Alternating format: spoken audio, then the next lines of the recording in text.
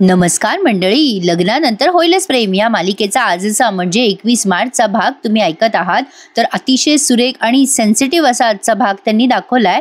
तर आपण बघतोय ही नंदिनी पार्थला सांगत असते की अतिशय गुंतागुंत झाली आहे. पार्थ ज्या नात्याची सुरेख वेणी झाली असती ती नाती एकमेकांमध्ये गुंतताय. चिडून भांडून परिस्थिती बदलणार नाहीये. आता या सगळ्या गोष्टींचा गुंताच झालाय. आता खेचाखेची केली ना तर गाठी सुटण्याऐवजी गुंता वाढतच जाणार आहे. त्यावर पार्थ नंदिनीला सुरेख उत्तर देतो. आता ही नंदिनी म्हणते आपल्याकडे नाते कापण्याऐवजी दुसरा पर्याय उरणार नाहीये, पण मला ह्या पर्याय नकोय. पार्थ एकेकाने शांतपणे प्रयत्न केला तर गुंता सुटेलही कदाचित. पार्थ म्हणतो बोलायला ना खूप सोपं आहे नंदिनी, पण घरात सतत वाद सुरू आहेत. कुणीच शांतपणे विचार करू शकत नाहीये. जीवा परिस्थिती सोडून निघून जातो आणि काव्या तर सतत आरडाओरडा करते, आदळआपट करते. पण मी काय करू ना ते मला समजतच नाहीये. खूप सेरभेट झाल्यासारखं झालंय मला नंदिनी. मला आता ही सगळी परिस्थिती सांभाळणं खूप कठीण झाली आहे. मग आता नंदिनी म्हणते पार्थ, जीवा आणि काव्या असे रिॲक्ट करू शकता कारण ते खूप लहान आहेत, पण आपण दोघं मोठे आहोत. आपल्याला हवं तसं नाही वागता येत ना. त्यावर पार्थ नंदिनीला सुरेख उत्तर देत म्हणतो तेच तर, तोच प्रॉब्लेम झालाय. आई मला म्हणते की जीवा लहान आहे, त्याला सांभाळून. पार्थ तू मोठा आहेस, जीवाची काळजी घे. आता असं बोलल्यावर काय म्हणू? मला कंटाळा आलाय या मोठं होण्याचा. थकलोय मी, हरलोय मी. आता मला कंटाळा आलाय या जबाबदारीचं ओझं घ्यायचा. समजूतदार माणसाचा समजूतदारपणा कोणाला कळतच नाही का? म्हणजे दुरूनच हे सगळं चांगलं वाटतं नंदिनी, पण या समजूतदारपणाचा त्या समजूतदार माणसाला ना कायम तोटाच होत असतो. कायम सहन करावं लागतं, घुसमट होत असते. काही बोलता येत नाही, काही रिॲक्ट करता येत नाही. म्हणजे माझी पण काही स्वप्न आहेत, माझ्याही काही इच्छा आहेत, आकांक्षा आहेत, त्या सगळ्या मी कोणाला बोलू नंदिनी? पार्थच्या डोळ्यात आता पाणी आलंय. पार्थ म्हणतो जीवाने बंड पुकारलाय आणि काव्या तर काय आदळआपट करत असते. तुम्ही सगळं शांतपणे एक्सेप्ट केलंय, पण मी काय करू? मी तर मोठा आहे ना, मला काही करता येत नाहीये. काय करू मी समजूतदार आहे ना, थोरला आहे ना, मी समजूतदार आहे. मी कोणाशी बोलू सांगा ना. माझं जर तुमच्याशी लग्न झालं असतं तर कदाचित मी तुमच्या समोर मन मोकळं केलं असतं. म्हणजे तुमच्यावरचा आता माझा तो हक्क सुद्धा राहिलेला नाहीये. पण नंदिनीचे लग्न झालं असतं तर ही सिच्युएशनच आली नसती, नाही का? असो, पण पार्थ एक त्याच्या भावना व्यक्त करतोय नंदिनी जवळ. मग आता ही नंदिनी पुढे त्याला काही बोलणार तेवढ्यात तिथे काव्या येते दरवाजा उघडून. काव्या आता अशी बघते जणू काही खूपच तिला धक्का बसलाय. पण ठीक आहे, नंतर तिने काही विशेष अशी रिॲक्शन दिलेली नाहीये. ती फक्त पार्थ आणि नंदिनीकडे बघते. पण नंदिनी आता भांबवल्यासारखी पार्थकडे बघते काव्याने तिच्याकडे पाहिल्यावर. दोघी बहिणी एकमेकींकडे बघायला लागतात. तसं तर आजचा भाग थोडा छोटाच आहे प्रेक्षकांना, पण खूपच सेन्सिटिव्ह दाखवलाय. म्हणजे छानच दाखवलाय. आता ही काही बोलणार नंदिनी तेवढ्यात तिकडनं रम्या येते आणि म्हणते अगं बाई नंदिनी तू इथे? अगं ही जीवाची रूम नाहीये, ही तर पार्थची रूम आहे. आता नंदिनीला जरा लाजल्यासारखं होतं. त्यावर आता लगेच ती मंजू आत्या कशी म्हणते अगं रम्या, आमच्या लग्नाच्या पहिल्या रात्रीतनं वसू आत्या आणि भाऊजी चिडवायला आले होते बरं का आम्हाला.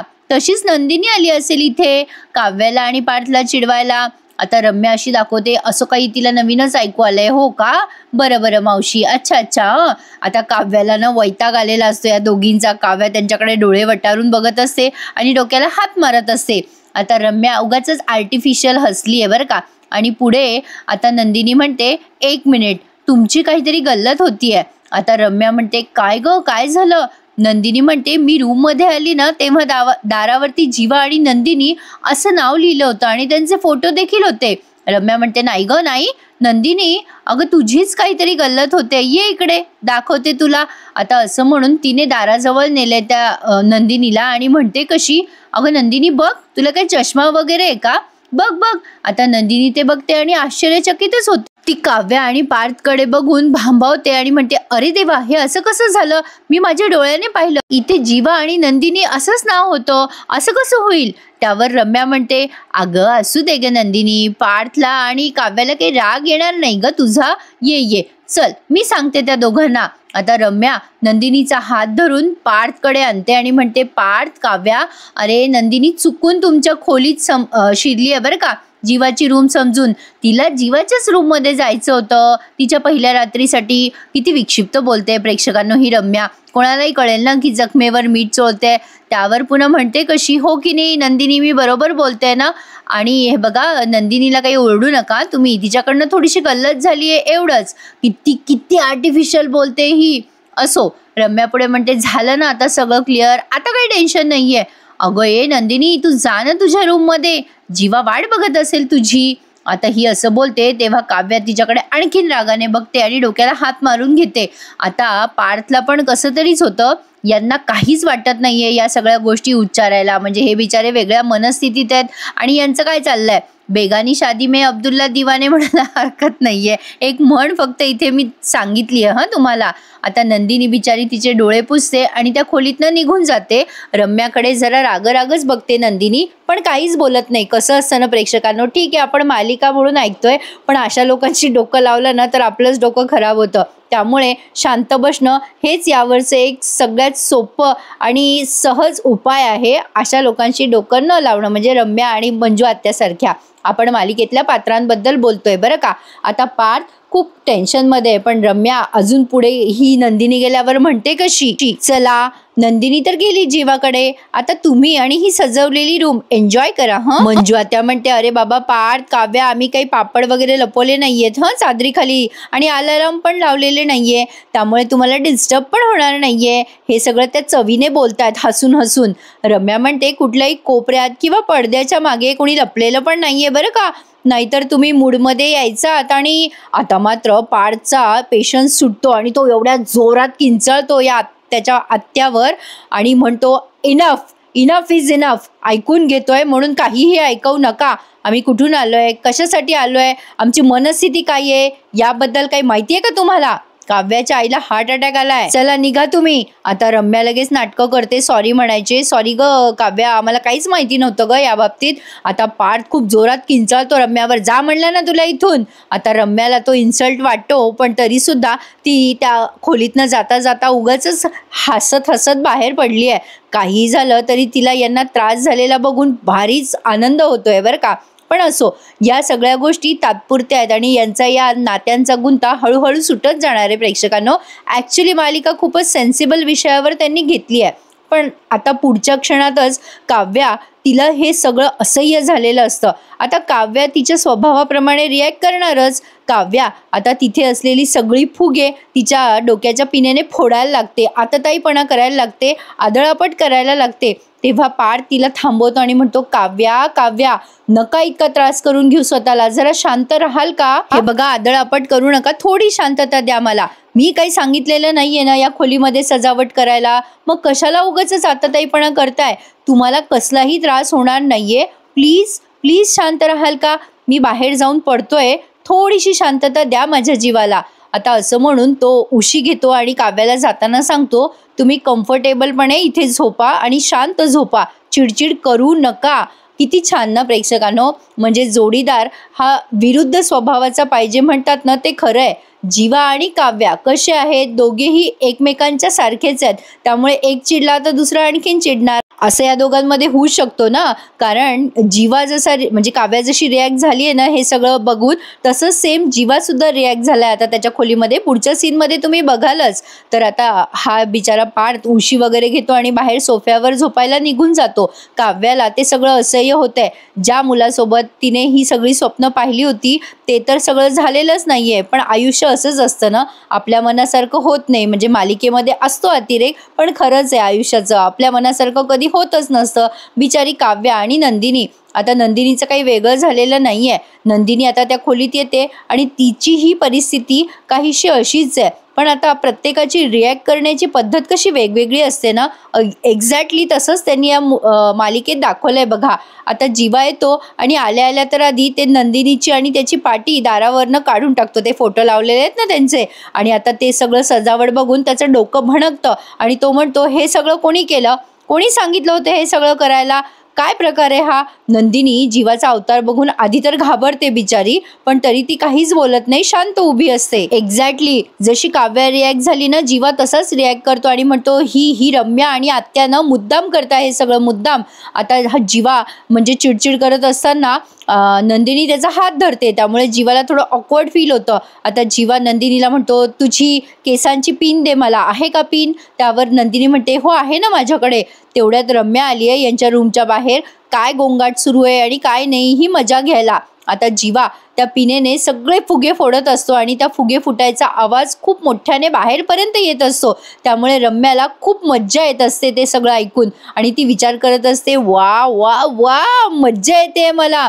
नाही, या फुगे फुटायचा आवाज ऐकून असं वाटतंय जसं काही जीवा नंदिनीच्या कानाखालीच मारतोय आणि अचानक शांतता ऐकू येते तिला. रम्या आता बेचैन होत विचार करते, नाही नाही नाही नाही, एवढा सायलेंट का? काहीतरी ॲक्शन ड्रामा हवा ना. अरे जीवा, काहीतरी रिॲक्ट कर यार, असं ती मनातल्या मनातच बोलतीये. थोडी सायकोच वाटते ना रम्या. तर असो, आता जीवा एकदम भांबावून नंदिनीकडे बघतो.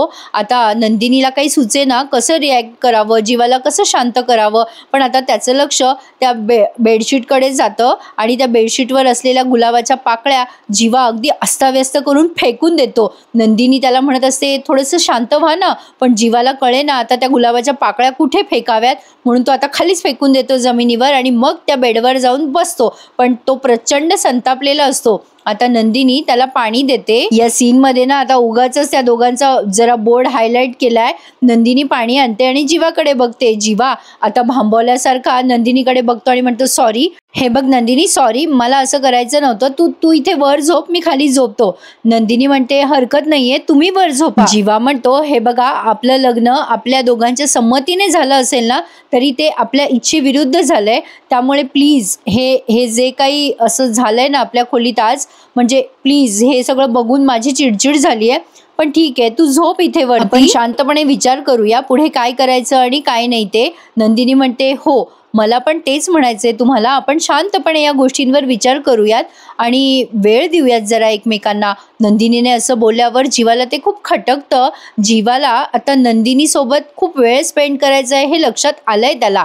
नंदिनी म्हणते, आपण जर एकमेकांना वेळच दिला नाही तर गोष्टी पुढे कशा जाणार? आपण एकमेकांना ओळखायला हवं. त्यावर जीवा म्हणतो, माहिती नाही गोष्टी पुढे जातील का कुठे जातील. या नात्याचं भवितव्य काय आहे हे मला खरंच माहिती नाही आणि जोवर आपल्याला हे माहिती होत नाही ना, तोवर आपल्यामध्ये अंतर असणार आहे नंदिनी, सगळ्याच प्रकारचं अंतर असणार आहे. आता बाहेरून रम्या ते सगळं ऐकते आणि विचार करते, काय म्हणाला हा जीवा? माहिती नाहीये या नात्याचं भवितव्य काय आहे? असंच बोलला ना हा आता. हे बिचारे भांबावून गेलेत आणि इकडे यांना याची मजा झाली आहे, म्हणजे त्या रम्याला. आता रम्या विचार करते, नंदिनी तू आता बघच, तुझ्या हातातनं पार्थ लागणार ना जीवा, हेच तर ऐकायचं होतं मला. जीवा जीवा, तू माझ्या मनासारखं वागलास. रम्या बाहेर स्वतःच्याच मनात हा विचार करते, खुश होते आणि निघून जाते. पण पुढच्या सीन मध्ये अतिशय सुरेख गाणं तुम्हाला ऐकायला मिळणार आहे प्रेक्षकांनो. तुटताना तुटतो हा जीव हा, असं काहीतरी ते सॅड सॉन्ग आहे ना, ते अतिशय छान वाटले या सिच्युएशनवर ऐकायला. आता जीवाने ते सगळं गुलाबाच्या पाकळ्या वगैरे खाली फेकून दिल्यात आणि एक मोठं बेडशीट घेतो तो आणि खाली पांघर म्हणजे टाकतो असं आणि झोपी जातो उशी घेऊन. आणि त्याला अत्यंत गाढ झोप लागलेली आहे बरं का प्रेक्षकांनो. झोपल्या बऱ्याच जणांना होतं ना असं, पडल्या पडल्या डोळा लागतो, पण काही जणांना किती वेळ पडा डोळा लवकर लागतच नाही. कोण कोण असं आहे मला कमेंट करून नक्की सांगा हा. एक गंमत. तर आता इकडे हा पार्थ बिचारा बाहेर झोपलाय सोफ्यावर, पण त्याची अवस्था काहीशी अशी आहे, तो तगमग करत असतो आणि झोप काही त्याला लागत नसते. आता ह्या सगळ्यांच्या सिच्युएशनवर इथे त्यांनी हे गाणं ऐकवलंय. आता पार्थ पटकन त्याचा कोट घालतो आणि बाहेर जायला निघतो. आता कुठे गेलाय पार्थ हे काही आपल्याला आज कळलेलं नाहीये. एकीकडे जीवा शांत झोपलाय आणि नंदिनी आता विचार करते, तिला काही झोप लागत नाहीये. म्हणजे बघा ना, पार्थ आणि नंदिनी यांचा स्वभाव अगदी सारखा आहे. पुढे काय होईल या चिंतेनेच या दोघांची झोप उडाली आहे. नंदिनी विचार करते, या सगळ्या गोष्टींचा विचार आता मी सध्या करणारच नाहीये. मला आता फक्त काव्याला समजून सांगायला हवं. आज काव्यामुळे आईला हार्ट अटॅक आला असं ऐकलं मी. काव्या अशी बालिशसारखी का वागते? पण आत्ता ना मला काव्याला वेळ द्यावाच लागेल. जे काय झालंय तिच्या वेडेपणामुळे झालंय. ती अशी का वागते? मला ना तिला समजून सांगायला हवं. काव्या खूपच विचित्रासारखी वागते. राहिला प्रश्न जीवाचा आणि माझ्या नात्याचा, तर मी या नात्याला वेळ देणारच आहे. नंदिनी पुन्हा विचार करते, आधीच तर आईला हार्ट अटॅक आलाय आणि त्यात घटस्फोटाबद्दल आईला कळलं तर. आता तिला पार्थचं बोलणं वगैरे ते मध्येच आठवतंय आणि पार्थ आता गाडीमध्ये बसलाय आणि खूप जोरात गाडी चालवतोय असं त्यांनी दाखवलंय आणि झालेल्या सगळ्या गोष्टी त्याला आठवतात. म्हणजे नंदिनीची ही घुसमट होते या गोष्टीचा या पार्थला सुद्धा खूप त्रास होतोय प्रेक्षकांनो. अत्यंत छान आणि सुरेख असा एपिसोड त्यांनी आज दाखवलाय आणि हा संपवला इथे. आता मी ज्या एपिसोडची प्रतीक्षा करते ना, तो एपिसोड आपल्याला उद्या बघायला मिळेल असं वाटतंय. खरी नंदिनी शॉपिंग करून आली आहे आणि वसू आत्याला त्यांचं गिफ्ट देत असताना वसू आत्या उगाचच भडकतात तिच्यावर आणि म्हणतात, एवढी शांत आणि थंड कशी आहे ग तू? तुझ्या जागी एखादी पोरगी असती ना तर तिने आतापर्यंत आत्महत्या करून घेतली असती. लाज नाही वाटत का ग नंदिनी तुला? आता ही काव्य बनकते ना त्यांच्यावर आणि म्हणते, तुम्हाला लाज वाटते का? तुमच्या पोरीच्या बाबतीत असंच बोला. त्या काव्याला म्हटलं, रे आवाज खाली कर. काव्या म्हणते, तुमचा आवाज खाली करा आधी आणि माझ्या ताईशी अशा भाषेत बोल नका. प्रेक्षकांना मजा येणार आहे वसू आत्याची आणि रम्याची. काव्यासारखी खमकी मुलगी प्रत्येक घरात पाहिजेच. वेळप्रसंगी अपमानाला तोंड देणारी म्हणजे नंदिनी सारखी समजूतदार तर पाहिजेच, पण विनाकारण इतका अपमान सहन करू नये या मताची मी सुद्धा आहे. तुम्हाला काय वाटतं? काव्याची ही रिॲक्शन वसू आत्याच्या बाबतीत अगदी करेक्ट आहे का? नक्की मला कमेंट करून कळवा. आणि प्रेक्षकांनो, आजचा भाग छान होता की नाही? सुरुवातीला सांगितलं मी सेन्सिटिव्ह होता, जरा लहान आहे, पण अतिशय उत्कृष्ट भाग दाखवलाय. नक्की तुमच्या कमेंट्स मला कळवा आणि चॅनलला सबस्क्राईब करा. उद्याच्या भागाची मी आतुरतेने वाट बघते. तर भेटूयात उद्या याच वेळेत. तोपर्यंत टेक केअर मंडळी. धन्यवाद.